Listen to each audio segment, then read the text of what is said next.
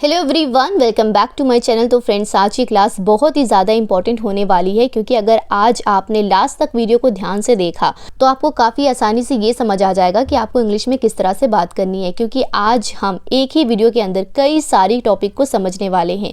एक ही वीडियो में मैं आपको कई तरह के सेंटेंस बताने वाली हूँ। तो चलिए शुरू करते हैं। सबसे पहले हम शुड वर्ड का यूज़ देखेंगे। तो फ्रेंड्स, जैसे कि आपको बोलना हो मुझे जाना चाहिए, हमें सीखना चाहिए, तुम्हें कड़ी मेहनत करनी चाहिए, तो ऐसे सेंटेंसेस जिनके लास्ट में चाहिए वर्ड आए उन्हें बनाने और बोलने के लिए हम शुड वर्ड का यूज़ करते हैं। फॉर एग्जांपल, आपको बोलना हो मुझे जाना चाहिए तो मुझे के लिए इंग्लिश में क्या वर्ड यूज़ करेंगे? आई। और जाने की इंग्लिश क्या होती है? गो।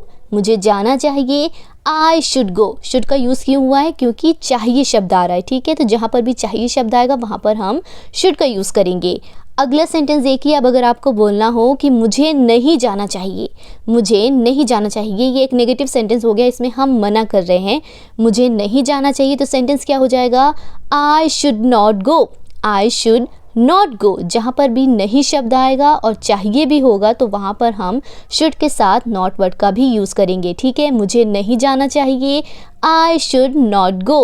अब अगला सेंटेंस ध्यान से देखिए। क्या मुझे जाना चाहिए? अब अगर आपको सवाल पूछना हो, क्वेश्चन करना हो, तो वहाँ पर हम शुड को सबसे पहले रखेंगे। ठीक है, क्या मुझे जाना चाहिए?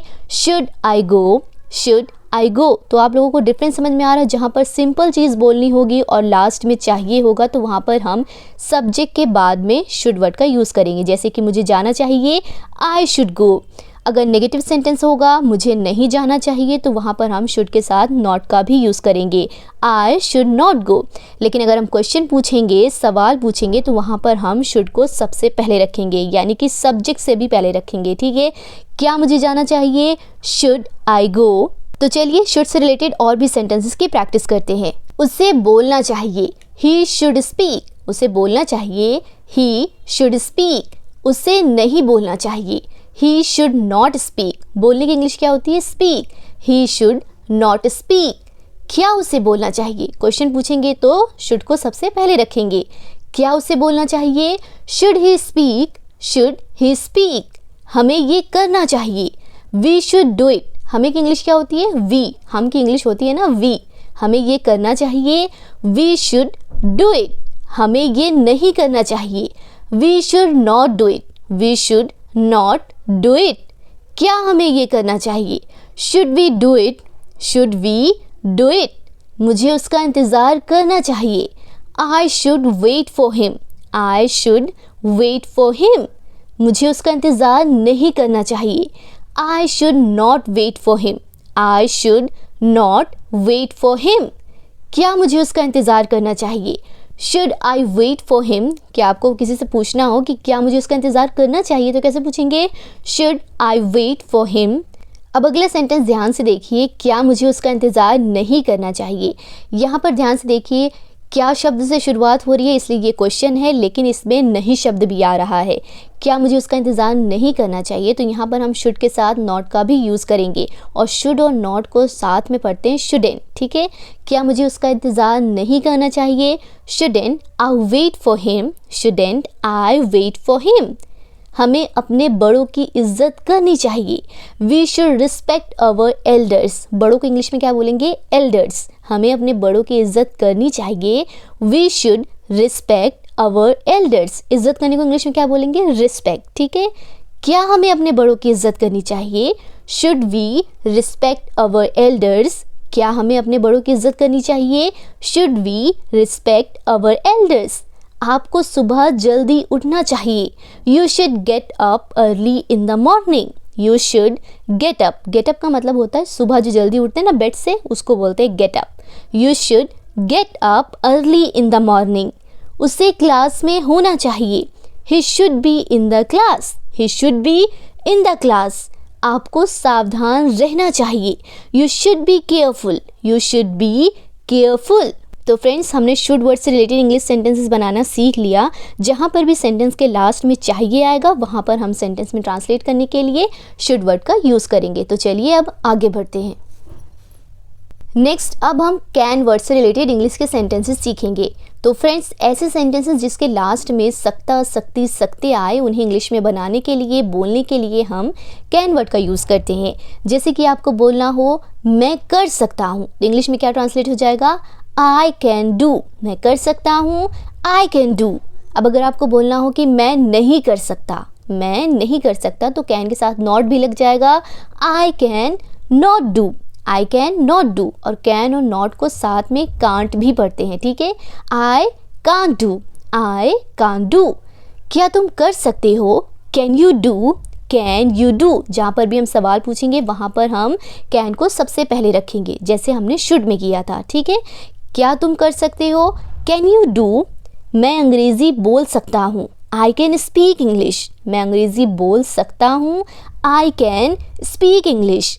मैं अंग्रेज़ी नहीं बोल सकता, I can't speak English, I can't speak English. क्या वह अंग्रेज़ी बोल सकता है, कैन ही स्पीक इंग्लिश। क्या वह अंग्रेज़ी बोल सकता है, क्वेश्चन है ना, सवाल पूछ रहे हैं, तो कैन को सबसे पहले रखेंगे। Can he speak English. मैं उसे हरा सकता हूँ, I can defeat him, I can defeat him. हराने की इंग्लिश क्या होती है, डिफीट। मैं उसे हरा सकता हूँ, आई कैन डिफीट हिम। मैं उसे हरा नहीं सकता, I can't defeat him, I can't defeat him. मैं समझ सकता हूँ, आई कैन अंडरस्टैंड। मैं समझ सकता हूँ, आई कैन अंडरस्टैंड। मैं नहीं समझ सकता, I can't understand, I can't understand. क्या तुम समझ सकते हो, कैन यू अंडरस्टैंड। सवाल पूछ रहे हैं ना, कैन यू अंडरस्टैंड। अगला सेंटेंस देखिए, हम कड़ी मेहनत कर सकते हैं, we can work hard, we can work hard. आप वहाँ जा सकते हो, you can go there, you can go there. क्या वहाँ जा सकते हो, can you go there, can you go there. तुम जीत सकते हो, you can win, you can win. वह तेज दौड़ सकता है, he can run fast, he can run fast. क्या मैं अंग्रेज़ी पढ़ सकता हूँ, can I read English, can I read English. क्या तुम मेरी मदद कर सकते हो, can you help me, can you help me. मैं तुम्हारी मदद नहीं कर सकता, ये बोलना है तो कैसे बोलेंगे, I can't help you, I can't help you.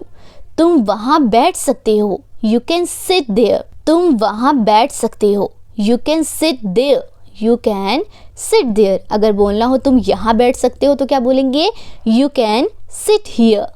हम साथ में काम कर सकते हैं, we can work together, we can work together. क्या मैं आपसे बात कर सकता हूँ, can I talk to you, can I talk to you. तुम अब जा सकते हो, you can go now, you can go now. तो फ्रेंड्स, हमने कैन का भी यूज़ सीखा। कैन का यूज़ वहाँ पर करना है जहाँ लास्ट में सकता, सकती, सकते आए, ठीक है। समझ आ गया, शुड का यूज़ आ गया और कैन का यूज़ आ गया। अब चलिए आगे बढ़ते हैं। अगला यूज़ हम देखेंगे विल का। विल का यूज़ अब वहाँ करते हैं जहाँ पर हमें फ्यूचर सेंटेंस की बात करनी हो, जैसे कि मैं वहाँ जाऊँगा, लास्ट में गा आ रहा है ना, तो ऐसे सेंटेंसेस जिनके लास्ट में गा, गी, गे आए, वहाँ पर हम विल का यूज़ करते हैं। तो चलिए विल से रिलेटेड इंग्लिश के सेंटेंसेस की प्रैक्टिस करते हैं। विल से रिलेटेड मैंने आपके लिए एक डिटेल वीडियो भी बनाई है, उसका लिंक मैं आपको डिस्क्रिप्शन में दे दूँगी, आप उसे भी चेक करके डिटेल में सीख सकते हो कि फ्यूचर सेंटेंसेस किस तरह से बनानी है। तो चलिए शुरू करते हैं। मैं वहाँ जाऊँगा, आई विल गो देयर। मैं वहाँ जाऊँगा, गा, गी, गे आएगा, वहाँ पर हम विल का यूज़ करेंगे। मैं वहाँ जाऊँगा, आई विल गो देयर। मैं वहाँ नहीं जाऊँगा, ये बोलना है तो विल के साथ नॉट का भी यूज़ करेंगे, जैसे हमने कैन और शुड में किया था, ठीक है। मैं वहाँ नहीं जाऊँगा, I will not go there, I will not go there. क्या मैं वहाँ जाऊँगा। अब अगर क्वेश्चन पूछेंगे वो फ्यूचर होगा तो हम विल को सबसे पहले रखेंगे सेंटेंस में, ठीक है। क्या मैं वहाँ जाऊँगा, will I go there, will I go there. जब हमने क्वेश्चन पूछा था कैन से रिलेटेड, शुड से रिलेटेड, तो वहाँ पर हमने ट्रांसलेट करने में कैन को भी सबसे पहले रखा था और शुड को भी सबसे पहले रखा था। सेम उसी तरह यहाँ पर भी करना है, विल को सबसे पहले रखेंगे जब हम फ्यूचर क्वेश्चन पूछेंगे, ठीक है। क्या मैं वहाँ जाऊँगा, विल आई गो देयर। वो मुझसे बात करेगी, she will talk to me. बात करने की इंग्लिश क्या होती है, टॉक। वो मुझसे बात करेगी, she will talk to me. वो मुझसे बात नहीं करेगी, she will not talk to me, she will not talk to me. क्या वह मुझसे बात करेगी? क्वेश्चन आ गया तो will she talk to me? Will she talk to me? मैं उससे मिलूंगा। I will meet him. I will meet him. मैं उससे नहीं मिलूंगा। I will not meet him. I will not meet him. क्या मैं उससे मिलूंगा? Will I meet him? Will I meet him? वह मुझे समझेगा। He will understand me. He will understand me. वो मुझे नहीं समझेगा। He will not understand me. He will not understand me. क्या वो मुझे समझेगा? Will he understand me? Will he understand me? हम अंग्रेजी सीखेंगे। We will learn English. We will learn English. हम अंग्रेजी नहीं सीखेंगे। We will not learn English. We will not learn English. क्या हम अंग्रेजी सीखेंगे? सवाल पूछ रहे हैं। Will we learn English? Will we learn English? अब आगे बढ़ते हैं। नेक्स्ट वर्ड है नीड। नीड की मीनिंग होती है ज़रूरत। तो ऐसे वाक्य, ऐसे सेंटेंसेस जिनके लास्ट में ज़रूरत शब्द आए, उसे बोलने के लिए, उसे इंग्लिश में ट्रांसलेट करने के लिए हम नीड वर्ड का यूज़ करते हैं। जैसे कि आपको बोलना हो मुझे इसकी ज़रूरत है। I need this. मुझे इसकी ज़रूरत है। I need this. उसे आराम की ज़रूरत है। He needs rest. He needs rest. मुझे पैसों की ज़रूरत है। I need money. I need money. उसे तुम्हारी ज़रूरत है। He needs you. He needs you. मुझे जाने की ज़रूरत है। I need to go. I need to go. मुझे जाने की ज़रूरत नहीं है। I don't need to go. I don't need to go. Don't word का यूज़ वहाँ पर करते हैं जहाँ पर हम किसी चीज़ के लिए मना कर रहे हो, ठीक है। मुझे जाने की ज़रूरत नहीं है। I don't need to go. क्या मुझे जाने की ज़रूरत है? Do I need to go? Do I need to go. यहाँ पर ध्यान देने वाली बात यह है कि जहाँ पर भी सेंटेंस के लास्ट में ज़रूरत शब्द आए वहाँ हम नीड वर्ड का यूज़ करते हैं, लेकिन अगर सेंटेंस नेगेटिव हो, मतलब हम ज़रूरत के लिए मना कर रहे हो, तो हम नीड के पहले डू नॉट यानी कि डोंट वर्ड का यूज़ करेंगे। और अगर हम किसी ज़रूरत के लिए सवाल पूछेंगे तो हम सबसे पहले हेल्पिंग वर्ब का यूज़ करेंगे, ठीक है। जैसे कि क्या हमें अंग्रेज़ी सीखने की ज़रूरत है? Do we need to learn English? Do we need to learn English? क्या आपको आराम करने की ज़रूरत है? Do you need to take rest? Do you need to take rest? तो फ्रेंड्स, आज की क्लास में हमने विल, शुड, नीड, कैन से रिलेटेड इंग्लिश के सेंटेंसेस सीखे हैं। तो उम्मीद है ये क्लास आपके लिए हेल्पफुल रही होगी। अगर हाँ तो इस वीडियो को लाइक ज़रूर कीजिए और कमेंट करके बताइए मैं डॉक्टर बनूंगा, हमें कड़ी मेहनत करनी चाहिए, तुम कर सकते हो। इन सभी को इंग्लिश में कैसे ट्रांसलेट करेंगे। और इसी तरह डेली आसानी से अंग्रेजी बोलना सीखने के लिए, इंग्लिश स्पीकिंग की प्रैक्टिस करने के लिए हमारे चैनल को सब्सक्राइब ज़रूर करें। Thank you for watching.